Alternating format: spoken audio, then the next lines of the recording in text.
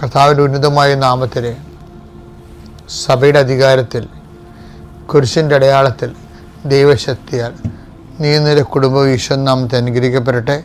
നിൻ്റെ ഇന്നത്തെ വഴിയാത്രകൾ, യാത്ര ലക്ഷ്യങ്ങൾ,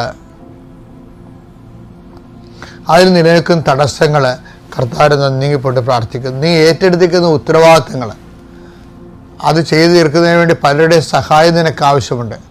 ആ വ്യക്തികൾക്കെല്ലാം രോഗവും ക്ഷീണവും പ്രയാസങ്ങളുമാണ്. അവരെല്ലാം കർത്താവ് സന്ധിക്കുകയും അവർ നിന്നോട് സഹകരിക്കുന്നതിന് വേണ്ടി പ്രത്യേകമായ കൃപയുണ്ടാകാൻ വേണ്ടിയിട്ട് പ്രാർത്ഥിക്കുന്നു.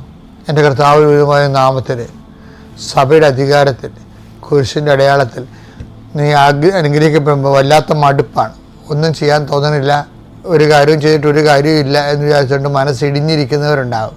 കർത്താവിൻ്റെ വിശുദ്ധ രക്തം തളിക്കപ്പെടുകയും നീ പുനർജീവിക്കുകയും ചെയ്യട്ടെ പ്രാർത്ഥിക്കുന്നു. അമ്മേ, ഇന്ന് ആശുപത്രി പോകുന്നവരെ സമർപ്പിച്ച് പ്രാർത്ഥിക്കുന്നു. ഇന്ന് പണ സമ്പാദനത്തിന് വേണ്ടി പോകുന്നവരുണ്ട്.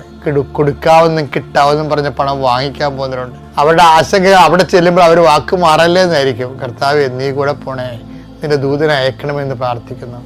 നിന്റെ യാത്ര, നിന്റെ ജോലി, നിന്റെ താമസം, നിന്റെ ഭക്ഷണം, നിന്റെ ആരോഗ്യം, നിന്റെ സംഭാഷണം, നിന്റെ ക്രയവിക്രയങ്ങൾ, നിന്റെ ജീവിത മാർഗങ്ങൾ എല്ലാം കർത്താവിൻ്റെ നാമത്തിൽ, നിന്റെ ഉദ്യമങ്ങൾ, ഉദ്ദേശ്യങ്ങൾ എല്ലാം ഈശോയുടെ നാമത്തിൽ ഫലമണിയട്ടെ. നിത്യം പിതാവും പുത്രനും പരിശുദ്ധാത്മാവ് സർവ്വസ്വരം നീക്കുക. ആമേൻ.